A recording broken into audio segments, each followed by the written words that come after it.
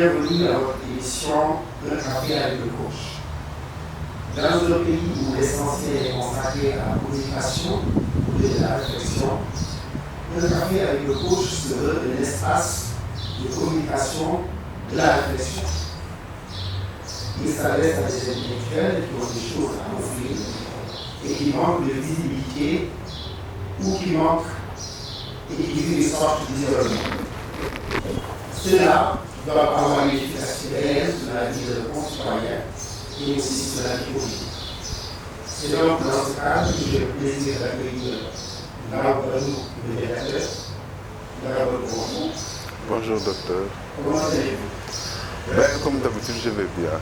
Très bien. Je suis content de vous accueillir aujourd'hui. Et tout le plaisir est pour moi. Voilà, vous avez donc produit un ouvrage qui s'appelle Les héros sans médaille. Un ouvrage que j'ai beaucoup apprécié. Et nous avons bien fileté et le parcourir avec vos auditeurs et téléspectateurs. Merci docteur. Auparavant, évidemment, je voudrais vous présenter. Vous êtes l'autorité des administrations des douanes. Vous êtes ici présent dans l'agriculture aujourd'hui, puisque vous êtes retraité. Et vous avez aussi créé une société prospective et analyse pour assister le gouvernement du Sénégal dans tout ce qui concerne la création d'emplois et d'activités. Vous êtes leader d'un mouvement citoyen qui s'appelle Yéhoumé, qui est très connu auprès des jeunes. Et vous êtes évidemment le cœur de ce livre dont je viens de parler. Nous en parlerons tout au long de l'émission, qui s'appelle Les héros sans médaille. Pourquoi les héros sans médaille? Oui, bonjour coach, bonjour à tout le monde. En fait, le héros sans médaille, à l'origine, ce n'était pas le titre du livre. Moi, j'avais mis les aventures d'un douanier, et c'est l'éditeur qui, après avoir lu tout cela, m'a suggéré ce titre des héros sans médaille. Et effectivement, c'est un peu la quintessence même du livre, compte tenu de tout ce qui s'est passé pendant cette carrière-là que j'ai raconté dans ce livre-là. D'accord. C'est quand même surprenant parce que, quelque part, on dit que le monde de transfert, c'est belle récompense, c'est-à-dire les honneurs, la médaille, et aussi l'argent, à ceux qui prennent les initiatives. Or, à la lecture de cet ouvrage, on voit quand même que dans tous les postes, vous avez été, très souvent, vous avez pris l'initiative. Donc, on a un peu du mal à comprendre que vous n'avez pas vu les honneurs de votre organisme. Oui, docteur, oui, ça peut sembler paradoxal, mais je crois que maintenant, c'est presque quelque chose qui s'est installé. Et on n'est pas dans une société, quand vous attendez ça un peu partout, hein, on n'est plus dans une société de compétition où ce sont les meilleurs qui sortent, ce sont les meilleurs qui émergent. On est un peu dans une société où chacun essaie de s'en sortir et où la sanction, qu'elle soit positive ou négative, a presque tendance à disparaître. Et ça a été un peu le cas, c'est un peu le cas dans l'administration au moment où l'on parle en général, et ça depuis quelques années. Et ça continue. Les plus méritants, il n'y a plus de distinction ni dans le travail, ni dans leur avancement, ni dans les honneurs qu'un État doit faire à ses bons serviteurs qui sanctionnent justement ces... Et d'autre part aussi, la punition, elle n'existe pratiquement plus.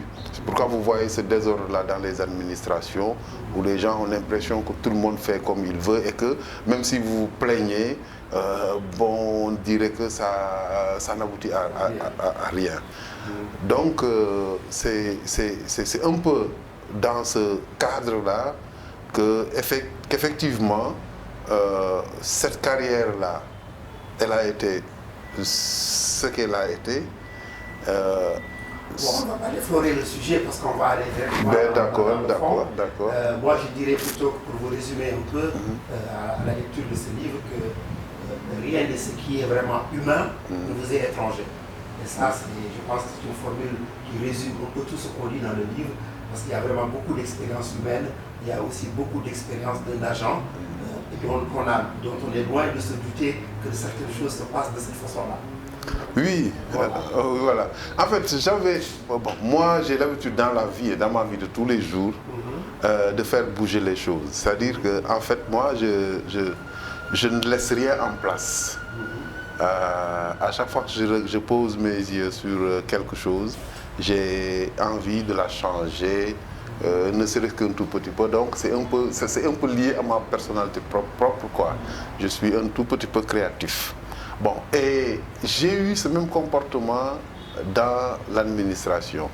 Par exemple, j'ai entendu à plusieurs reprises, ah non, ça, on n'a jamais fait ça. Je dis oui, raison de plus pour qu'on fasse autre chose. Oui, c'est le moment de commencer quelque chose de nouveau. De commencer quelque chose de nouveau.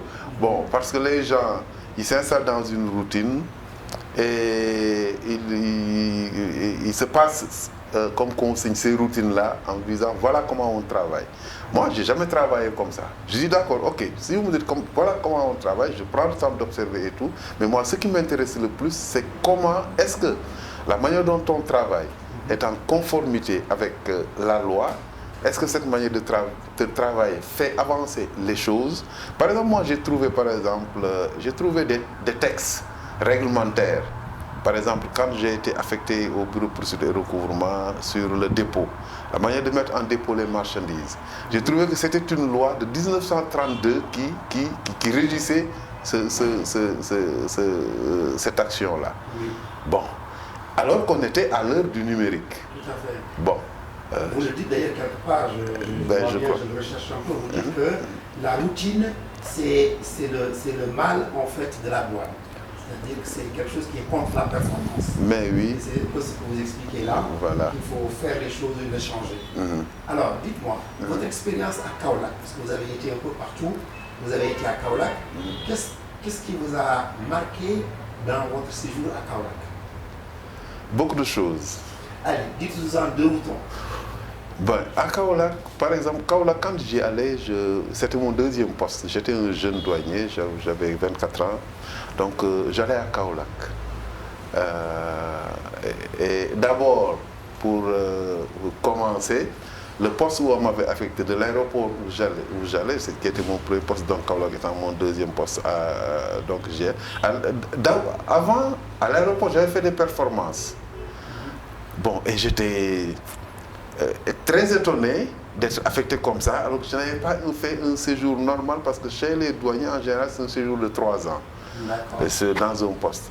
Moi, je suis arrivé donc en 84. Déjà en 85, j'étais sur le départ. Alors que, je le dis dans le livre, oui. Dès que je suis venu, j'ai eu des pics de performance. Bon, alors on m'affecte, je vais à Kaolack. Et le poste où on m'affecte à Kaolack, c'est un poste qui, sur le papier, existe, mais dans les faits, avait disparu. Bon, la brigade de fluvio-maritime de Kaolack. Donc, et quand je suis arrivé, effectivement, j'ai trouvé que, bon, et c'est le chef de studio qui m'avait accompagné, qui me le dit, il me dit, bon, voilà, viens voir là où on vous a affecté. Et j'ai trouvé de vieux douaniers qui jouaient là aux dames, qui s'occupaient même pas. Il me dit que c'est là où on vous a affecté, qu'est-ce que vous avez fait à l'aéroport? Je dis, rien du tout, moi j'étais un excellent agent. Il me dit, non, si vous avez été un excellent agent, vous ne seriez pas là. Je dis, ah, mais vous pouvez vérifier vous-même. Bon, ça c'est anecdotique. Mais à Kaolack, il y a deux choses qui m'ont marqué définitivement. Parce qu'effectivement, dans la carrière, dans le cheminement, il y a des choses qui vous marquent. Un, c'était le chef là. Il y a un chef de subdivision qui était là-bas, un homme qui s'appelait Mbaïndao. Vous avez remarqué que je n'ai pas cité beaucoup de gens dans mon livre. Voilà. Mais lui, je vais le citer en parlant de lui, parce que c'est quelqu'un qui a marqué tous ses collaborateurs. De quelle façon? Sur tous les plans, sur le plan humain, sur le plan de l'intelligence, et surtout de par son originalité à lui. C'était quelqu'un qui connaissait tout le monde, qui était capable, quand il se passe quelque chose, par exemple, Kaolack, c'était pas Kaolack, c'était le Sine Saloum. C'était la plus grande subdivision des douanes du Sénégal. Et c'était le point d'entrée de toutes les fraudes. Toutes les fraudes, d'où qu'elles puissent venir, passer par Kaolack, ou la région en tout cas. Alors, la Gambie, la Guinée, le Mali, et tout, quoi, etc. Et les fleuves. Bon, ce qui faisait de cette région un centre de fraude très actif.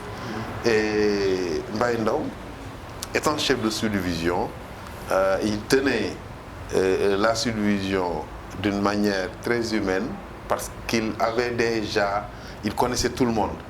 Il n'y avait pas un agent dans cette vaste région-là qu'il ne connaissait pas. Alors, quand il se passait quelque chose, parce qu'il se passait énormément de choses, il y avait des incidents ici, il y avait des douaniers qui se battaient contre les contrebandiers, il y avait des douaniers qui étaient tués par contre des comptes, il y avait énormément de villages qui prenaient en otage, des trucs et tout. Lui, il a pu changer les choses au bénéfice des agents, ce qui n'était pas toujours le cas. J'ai envie de vous demander, donc, dans ce cas, diriez-vous que Mbaye Ndao vous a influencé parce que vous reconnaissiez en lui et que c'était aussi un cas singulier dans la douane? Oui, c'est un cas singulier. Globalement, tous les douaniers, quand vous leur parlez de Mbaye Ndao, chacun a son mot à dire. C'était un personnage assez spécial qui avait un langage aussi qui sortait un peu de l'ordinaire. Donc il était connu, quoi. Mais moi, je n'ai pas pris... Par exemple, moi, quand je suis venu à Kaolack et qu'il m'a amené du port au Pont Noiro, la première chose qu'il m'a dit, oui, vous voyez, moi je vous amène au Pont Noiro parce qu'il y a un manque d'effectifs. Les gens, l'équipe que vous allez remplacer là, ils sont en prison à Diourbel, hein? Alors c'est pour vous dire que vous allez occuper un poste très dangereux. Je dis bon, d'accord. Bon, après il s'est passé des choses entre lui et moi. Il s'est passé beaucoup de choses. Chacun a essayé d'affirmer sa personnalité, l'un envers l'autre, et il a accepté le jeu. Donc il y a eu une expérience humaine.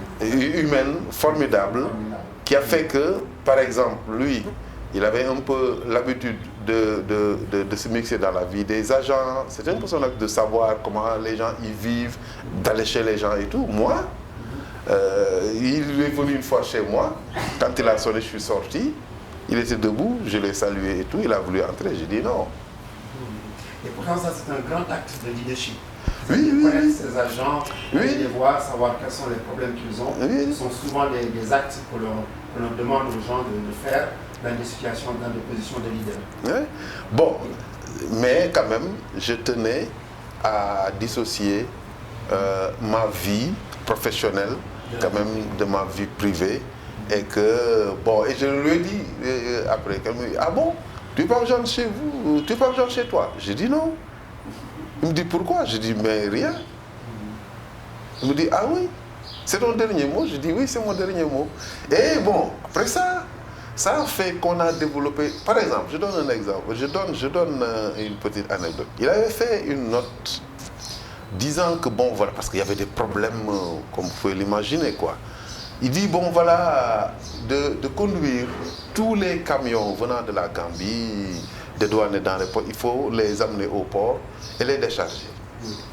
Bon ça, c'était une décision administrative lourde de conséquences pour toutes les pratiques que faisaient les commerçants et tout. Bon, ça avait fait une déflagration. Mais moi, je tenais à respecter ce truc-là. Parce que je me suis dit, bon voilà, c'est une note, il faut l'appliquer. Mais quand il me disait non, je dis non. Moi, un camion qui vient juste de service, je l'amène au port, je le décharge. Je n'ai pas d'état d'âme par rapport à ça. Bon, de fil en aiguille, il y a eu tellement d'interventions, parce qu'il y avait trop d'intérêt en jeu et tout. Donc, les gens, ils sont allés chercher des interventions, c'est pas possible, des camions, on ne peut pas les décharger au port, les trucs, on a des incidents. Lui, il cède, mais il n'enlève pas la note de service. D'accord. Bon, on va accélérer un peu. Oui. On a beaucoup de choses à voir ensemble. D'accord. On retiendra sûrement que pour Kaolack, il y avait Ndao et Mbaye Ndao. Ndao. Mais laissez-moi terminer cette petite anecdote-là, quoi.